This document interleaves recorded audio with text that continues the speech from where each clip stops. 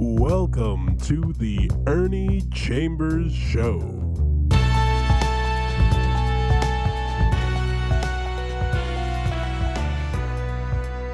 Brothers, sisters, friends, enemies, and neutrals, I started reading an article last week. It was written by a woman who works for an organization. It's a voluntary statewide organization called the Nebraska Municipalities, the League of Nebraska Municipalities. They represent the cities. They do a lot of work, lobbying in the legislature. And the director had watched me operate and thought that there should be an article in their magazine, which was done. I started reading it last time. I had digressed on other matters, couldn't finish it. And there were people who had wished I would go ahead and read the article since I said that's what I was going to do. So the director had given a message where she kind of outlined it, but I'm going to skip that even. The title of the article that the lady wrote is The Importance of Being Earnest. Oscar Wilde wrote a play by that name. Oscar was very witty. He wound up going to prison because he was gay, and it was a crime in those days. He contracted an ailment, and some people think when he was in prison under those conditions, he died as a relatively young man. And the way he spelled the name Ernest, it was E-A-R-N-E-S-T. But there are people who've written national publication articles about me, and invariably they would title it The Importance of Being Earnest or The Importance of Being Ernie. So I decided I would write a little rhyme about the importance of being earnest, except that I don't put the A, not E-A-R-N-E-S-T, but spell it my way. It's very brief. Shakespeare said, "What's in a name? That which we call a rose by any other name would smell as sweet." The earnestness of Oscar Wilde. Brilliant Oscar Wilde proclaimed the importance of being earnest. Such importance does attach to the meekest and the sternest. My name being Ernest may ensconce me in that tribe, not surprising to the Oscar principle I subscribe. Being frank and earnest, though I am constrained to say, my name sounds the same, however, it does lack an A. With or without that A, as sure as 4 + 1 = 5, bearers of the earnest or earnest name are able to thrive. When considering basic elements, here is what is telling. Quality and worth inhere in essence, not in spelling. So even though I spell it differently from the way Oscar Wilde did, earnest is earnest. And some people used to call me Ernest the Furnace because of my blazing oratory, as they called it. But I'm going to go ahead and get through this. I'm not going to digress anymore. And this is, as I said, in the Nebraska Municipal Review, the trade magazine of the League of Nebraska Municipalities. Looming large on the horizon for anyone seeking to understand the complex dynamics of Nebraska's legislature is one man. He is the only Black member of the legislature, and certainly its most controversial, a fact that bothers him not in the least. Since 1970, he has represented the 11th legislative district, which has more Black people than any other district in the state. At age 62, old to be a young, spry 62 again, turned 63 July 10th, Omaha Senator Ernie Chambers has some gray in his hair and beard, but otherwise looks remarkably unchanged from photos taken 3 decades ago. He is lean, muscular, and fit. He shuns suits and ties, preferring to wear his trademark jeans and short-sleeve sweatshirts that reveal biceps built through years of weightlifting. He does not drink alcohol or smoke, and he often reads and quotes from the Bible, even though he professes not to believe in any religion. He has been a tireless passionate voice in the legislature for 30 sessions, serving longer than any other living state senator. And since then living Senator, I forget his name, Warner, had been there longer than I had, while he was alive, he was in the legislature longer than I, but after he died, I became the longest serving, not only living, but even longer than Warner had served. Just to explain that. His integrity is unassailable, and his theoretical style, his rhetorical style is unmatched. His zeal for society's poor, forgotten, and marginalized is unwavering.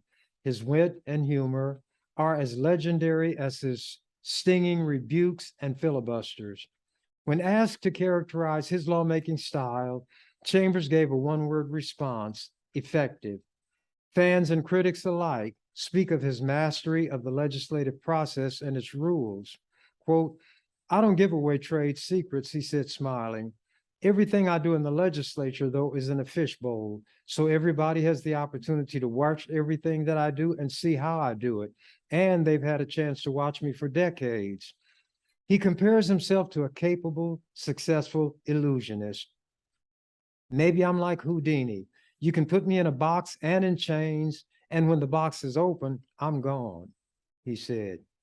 Unlike every other state senator's office, Chambers does not have his title and name above the door by which you enter his office. Only its office room number, 1107, appears there. As you enter his office, you see stacks of papers, newspaper clippings, file folders, and books heaped everywhere, completely obscuring desks, tables, and chairs. And then you see Chambers' well-known weightlifting set. His artwork, mostly protected by brown wrapping paper, leans against walls and bookshelves. If you're lucky, he'll show you some of his drawings, but he does not display them. His longtime legislative aide, Cynthia Granberry, talked about the meaning behind certain elements of a portrait Chambers drew of Jacqueline Kennedy Onassis. Chambers gave Kennedy Onassis green, animal-like eyes and a vampire tooth, which he said symbolizes a harder, far less glamorous woman than was seen in her public persona.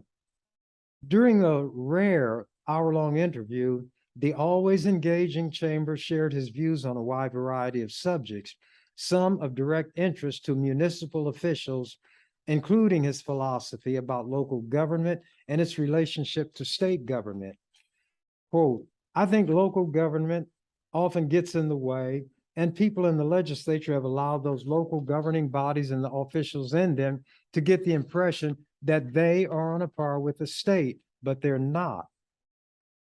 Chambers said this firmly: "They are created by the state, and they have the powers that the state bestows on them, and they carry out some of the functions that the state has chosen to delegate to them, but they are not the equivalent of the state.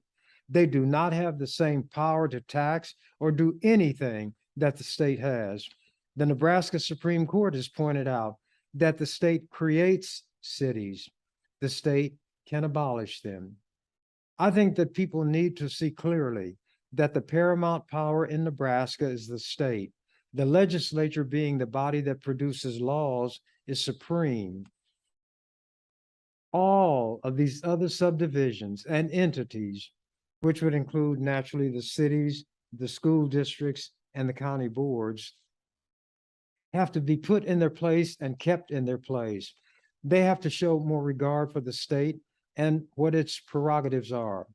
If the legislators are going to allow themselves to be kicked around by counties, by cities, by school districts, then you're going to have utter chaos, and the legislature will never be able to put together a coherent program of government. Chambers said local government officials understand his philosophy and his approach, and as a result, they approach him differently from the way they do other state senators. "They don't come huffing and puffing and dictating and ordering me to do anything," Chambers said. "Nobody does that to me. But they do it to these other senators, and these senators run scared. That is why people lack respect for the legislature," he said. It's not the things that I do, he insisted, noting that even his detractors will come to him for help because they respect his knowledge of the law, legislative rules, and bill drafting. When asked to discuss his legislative accomplishments, Chambers declines with a quip, quote, "I'm modest, but usually I'm too modest to say that I'm modest," unquote. Among his top legislative achievements was the passage of legislation to provide for district elections for Omaha's City Council, the Douglas County Board, and the Omaha School District. Before district elections, Blacks were not elected to these governing bodies. He sponsored the resolution in 1984 to impeach Attorney General Paul Douglas, which stemmed from the legislature's investigation into the collapse of Commonwealth Saving Company. The resolution was adopted. He criticized the practice of apartheid and succeeded in passing a statute that called for the state to divest public funds from companies or financial institutions doing business in or with South Africa. He was later invited to speak before a United Nations committee about the subject. He also sponsored the legislation that repealed those statutes after apartheid was abolished. After it was abolished, Nelson Mandela was elected president, and then the state could allow investments in companies doing business in or with South Africa because the state-sponsored segregation was gone. U.S. Supreme Court case. In 1983, Chambers helped bring a case to the U.S. Supreme Court that ultimately resulted in the elimination of a paid chaplain position in the legislature. Volunteers now do the prayer, but this is not satisfactory to Chambers, who wants to see the prayer at the beginning of session each day eliminated. Get your salvation in church, get your legislation in the legislature, and the two should never mix. In 1984, he helped bring a case to the Nebraska Supreme Court to win per diem expenses reimbursement for the state senators. And recently, he successfully challenged an Omaha City ordinance allowing for cameras at intersections to catch drivers running red lights. I'm scampering right along. He stirred controversy in the National Collegiate Athletic Association, known as the NCAA or NCAA, when he proposed turning college football players into paid state employees, and he worked to restore full scholarships for injured women athletes. Interestingly, incidentally, or surprisingly, these athletes are unaware of what I did that would benefit them, but such is life. Chambers prefers not to look back.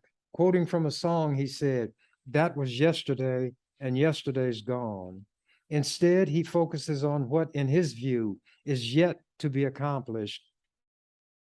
There still is so much to be done that I cannot look back on things that I have done and really take pleasure in them, because there are still so many people who hurt and nobody cares.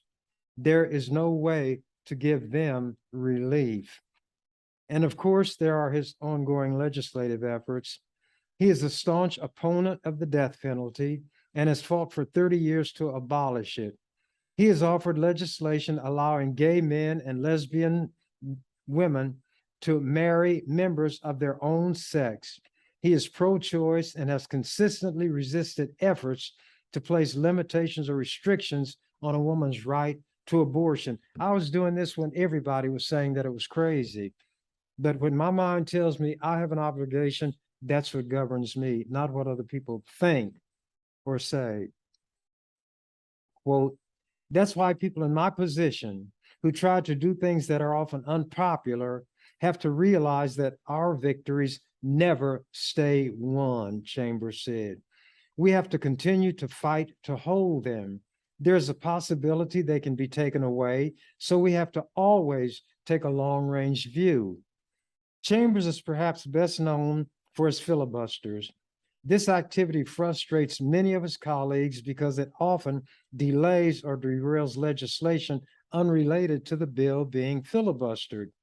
And inevitably, it raises troubling questions about the delicate balance in a legislative body between the rights of the majority of senators versus the rights of a minority of senators, especially if it's a minority of one, such as Ernie Chambers. I didn't care what kind of rule they put in place. I didn't care if all 48 of the white people were against me. My motto was, if Alibaba can handle 40 thieves, I can handle 40 white people. And then I tell them, this is my legislature. You all are my folks. They didn't like that, but what could they do? Look ugly, get angry, get juices running through their system that's going to shorten their life. They're playing into my hands, aren't they? But anyway, I said I would not digress. Quote, Chambers claims his role in defeating legislation he opposes is more valuable than his role in passing legislation he supports. Prevention is better than cure, he said. So here's what I look at. You have a very high cliff and there's a sheer face that is about, well, there would be a fall of about 1,000 feet, let's say.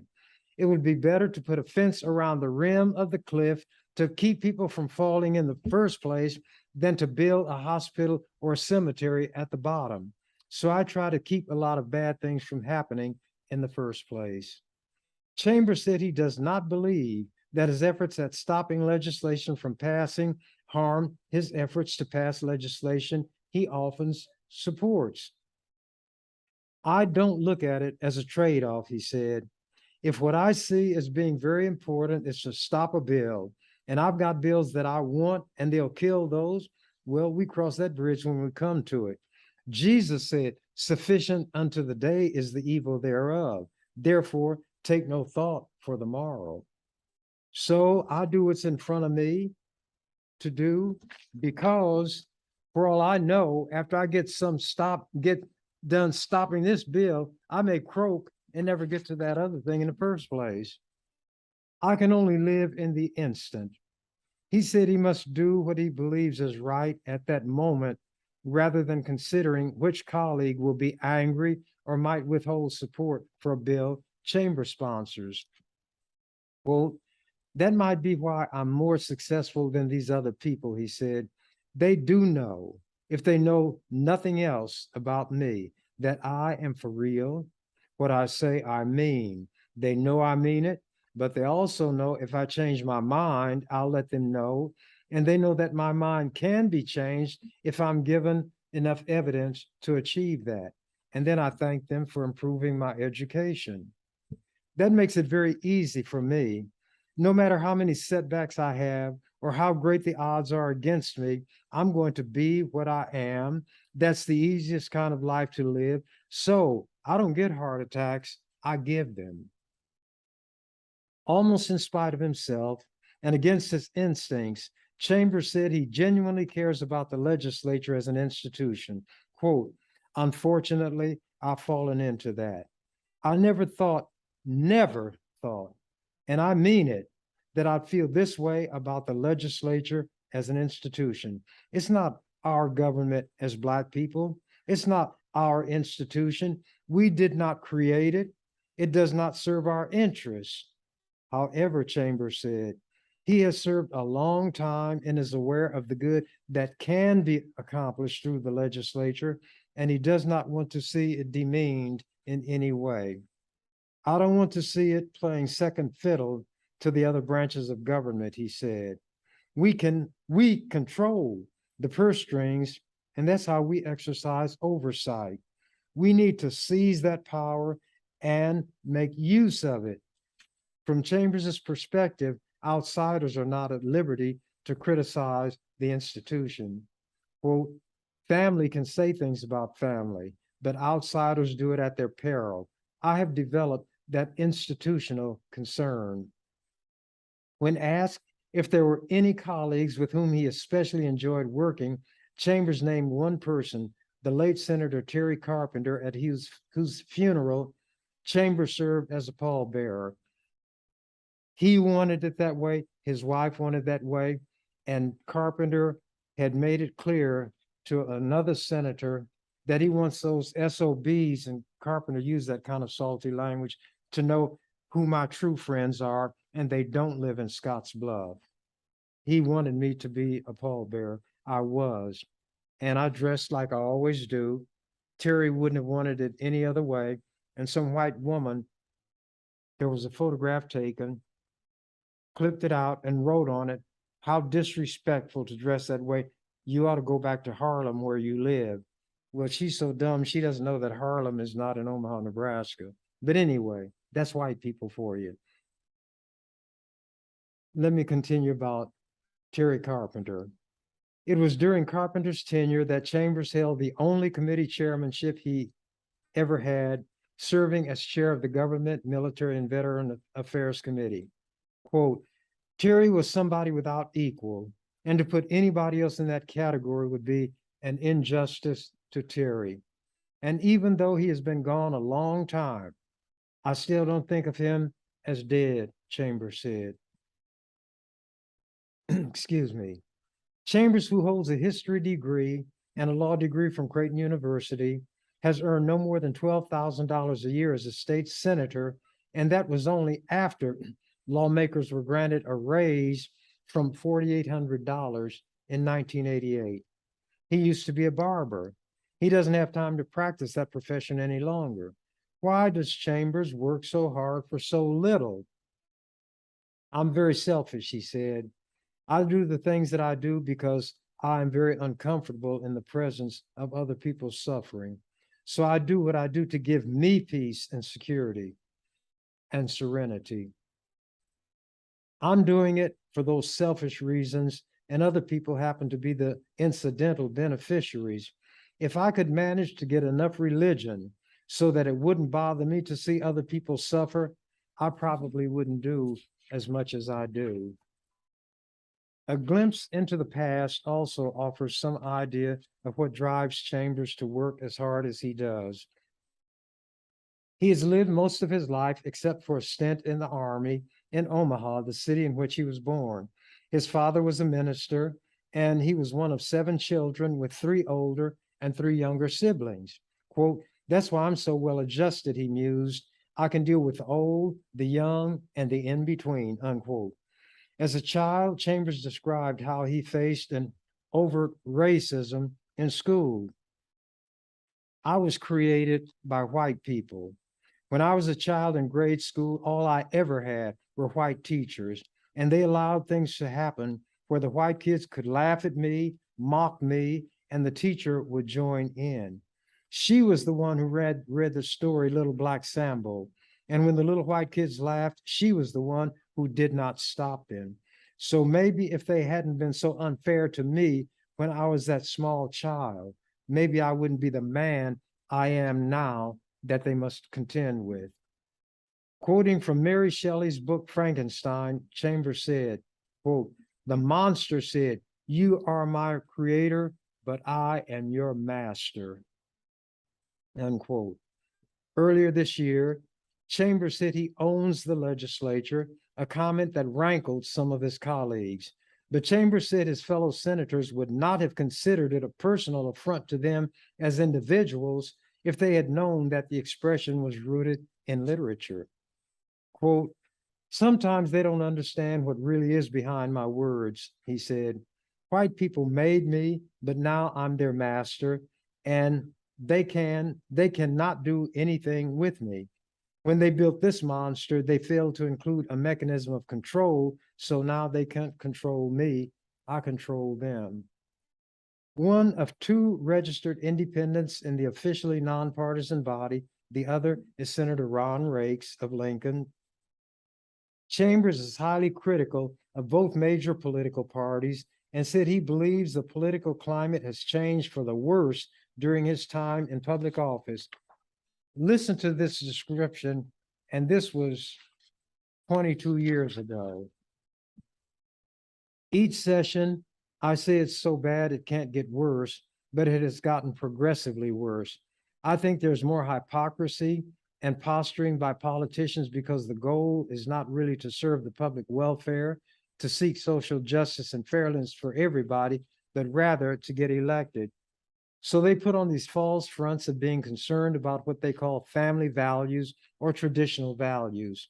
The Republican Party is always doing that. But when you wind up with public scandals, they invariably involve a Republican. Chambers' favorite term for Republican. There was a Republican just the other day who got kicked out of the legislature in Idaho or Utah, one of those deeply Christian Mormon states, for having sexually abused an employee. He was a Republican. I think he got 20 years and must serve at least 8.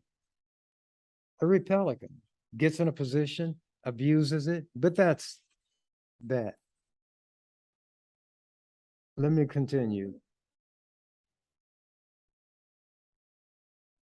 So these politicians put on these false fronts of being concerned about what they call the family values and so forth.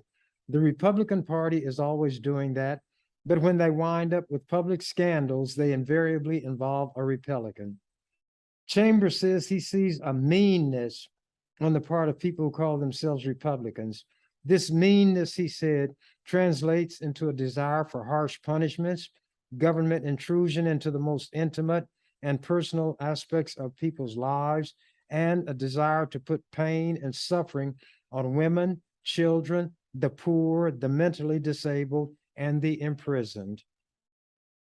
On the state level, he said, there's a tendency to reflect or imitate actions taken in Congress, which he said means he does not see in the Nebraska legislature people who are independent thinkers. They are monkey see, monkey do. That goes now from Ricketts right on down. Whatever the monkeys in Omaha see, the monkeys doing in Washington, that's what they imitate. They even use the same terminology, the same language, the same body language, the same gestures, everything. Monkey see, monkey do. Become a Republican and you can be a monkey too. But continuing. When it comes to those people who call themselves Democrats, I cannot always tell from the positions they take around here which party they belong to. Chambers said he agreed with avowed segregationists, the late Alabama Governor George Wallace, on the subject of the two political parties. There's not a dime's worth of difference between the two. And I add, especially as far as Black people are concerned. And Wallace is a person that I was talking about one day in the legislature. I'm not going to digress too long. And I said, he is famous for declaring not only the position of Alabama, but white people in general, not every white person, white people in general. Segregation today, segregation tomorrow, segregation forever. And there was a Black member of the state patrol, about 6'6" and 260 pounds or so. He said, I was in the hallway and I thought I heard George Wallace, and I looked in there and it was you. He said, I never heard George Wallace sound so much like George Wallace than you did. He said, in fact, you sounded more like George Wallace than George Wallace did. But anyway, let me continue.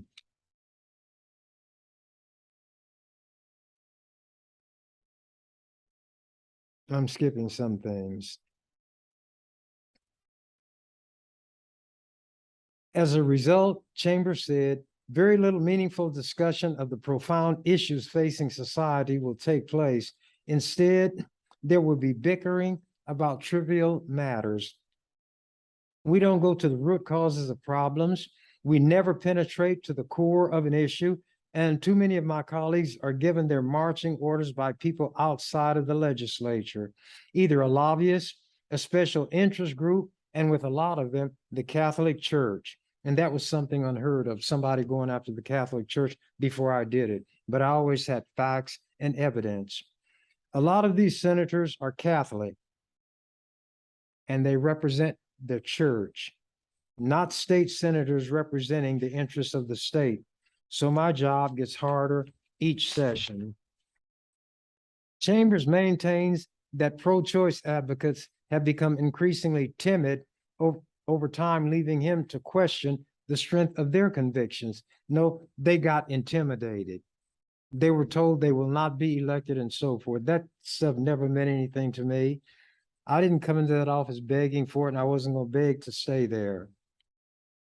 Quote, now, when those matters come before us, I expect to have to handle them virtually alone, he said. I don't look for much help from any of them.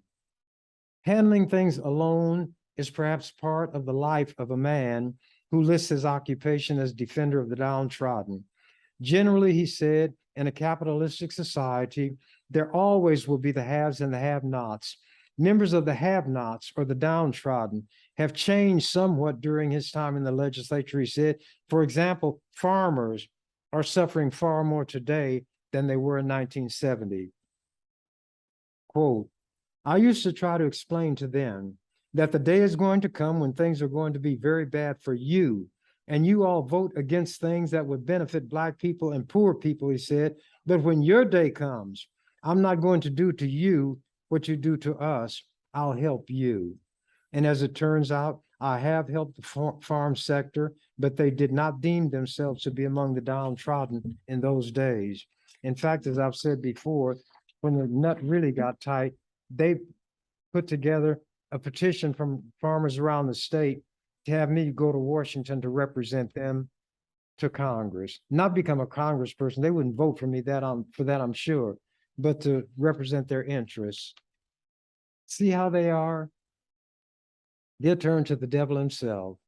But to them, I was worse than the devil because they get along very well with the devil. They didn't get along well with me. Burmese python. He even viewed a Burmese python as a member of the downtrodden, he said.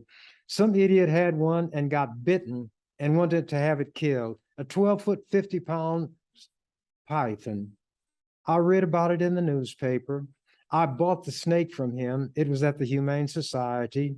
And I showed the people at the Humane Society the sales slip, and I got the snake, took it to the zoo, and they found a home for it. Even though I've always liked snakes, I did not know that one would actually be among the constituency that I would be able to rescue.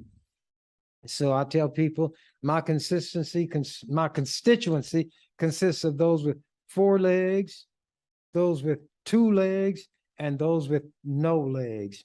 And Cindy, who works with me, says those with 8 legs too, because I don't kill spiders.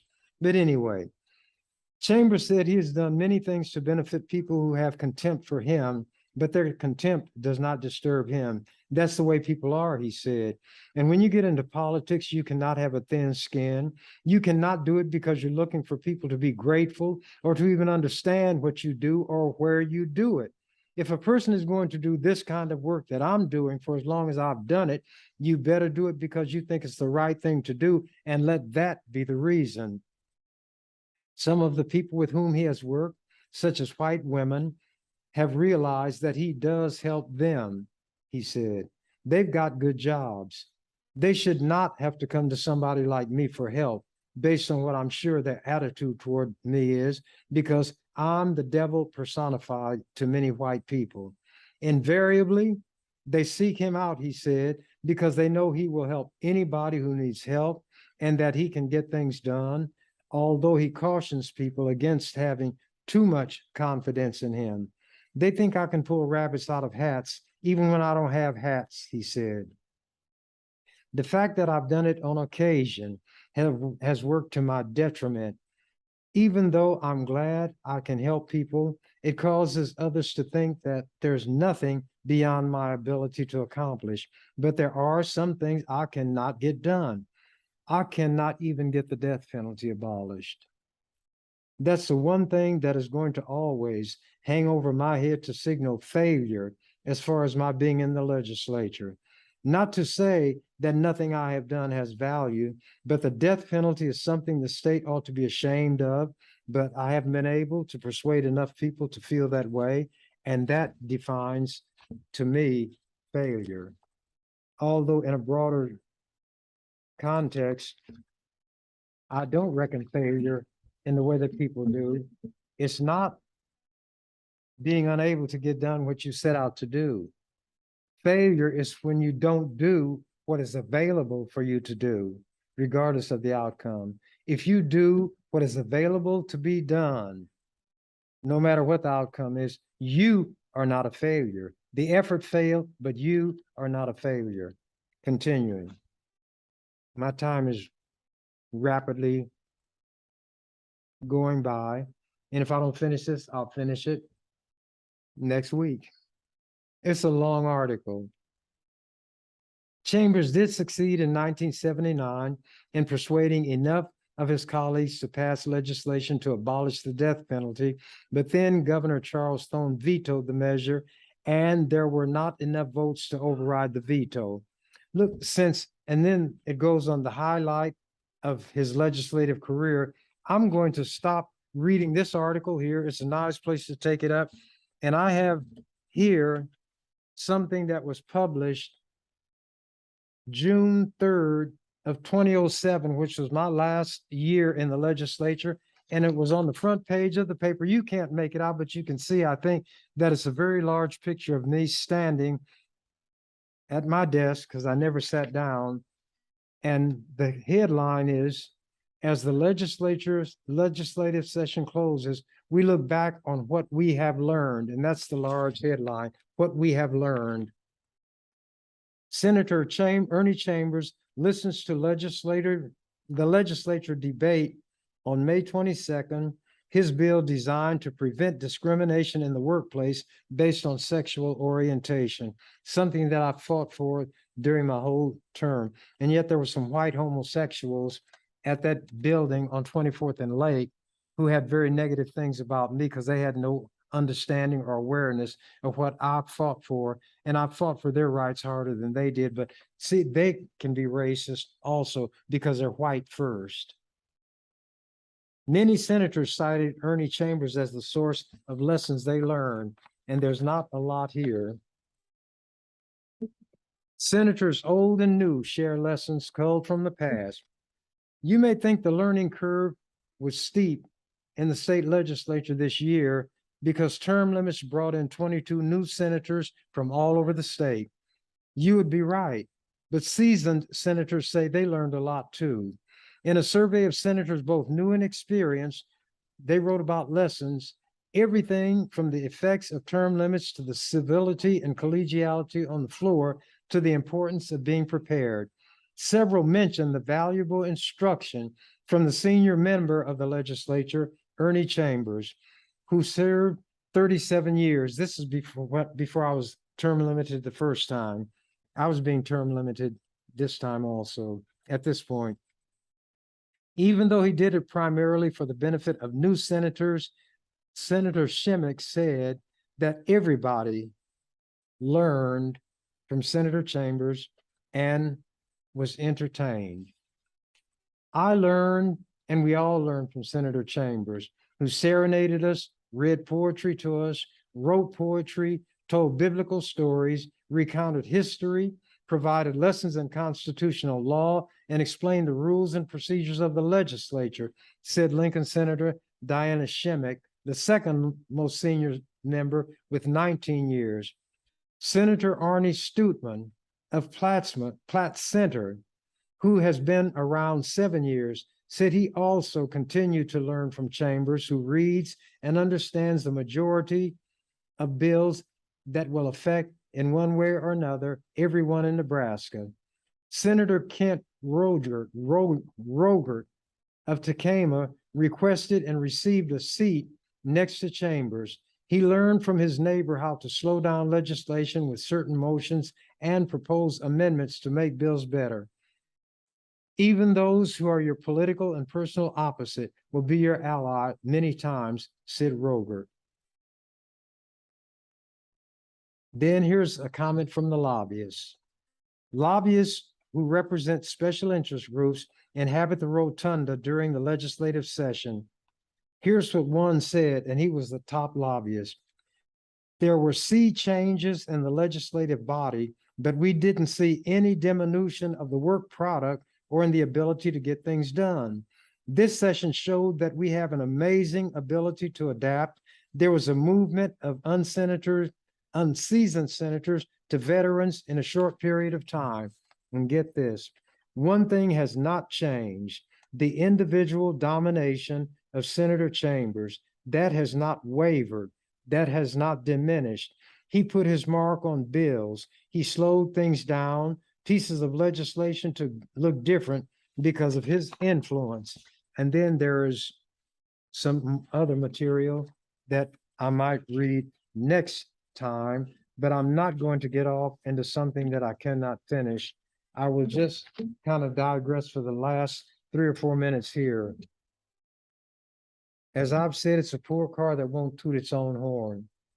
I did not spend a lot of time telling people what I was doing. People do not read. They don't pay attention. Some people even now don't know what I did in the legislature, wondered why I stayed there as long as I did, and don't realize that in some respects, it cost me to be there. I went every day. I even went on weekends. And when we were in session or out of session. And I worked with members of the other 2 branches, the governors, which is the executive, and the Supreme Courts, which would be the judicial. And in most instances, they didn't want the people in their given branch of government to know that they were working with me. They would give me information. They would see something about to happen that shouldn't. And because they had insider information, if I took it up, they would know that somebody on the inside gave it, but nobody thought that anybody inside one of those entities would work with me.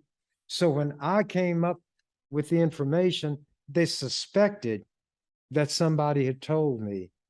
But believing that nobody would work with me, nobody would dare speak out of school, they figured that I was just a genius, which may be true. But I'm not above acknowledging that I got information, that I got assistance from other people. That does not diminish me. What would diminish me is if I took credit for something for which I was not due credit. Now, where credit is due is the fact that I would take the information and run with it. I would stop bad things from happening. I would prevent one branch or the other from doing something that would be hurtful to the public by pulling the cover in the beginning.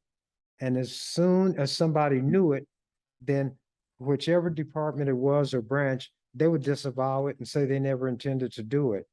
But then the whistleblower, well, we can't say the whistleblower, the whisperer would come to me and say, Ernie, they know somebody had to tell you because we're the only ones who knew, but they'll never dream it was me. And I know you'll never tell on me. That's the way I was. My word was my bond. They could trust me when they didn't trust the Lord. If I said, I'll do something, I would. They say the Lord said he was going to do something and it never happened. That's not a boast. It's to try to give perspective. And because I play by the rules and my time is just about up, I will have to say, as the canary said, when told that the door to the cage was ajar, I'm out of here. Thank you for watching the Ernie Chambers Show. If you'd like to make suggestions, email us at ewcfacts@gmail.com. That's ewcfacts@gmail.com. This has been an EWC Communication production.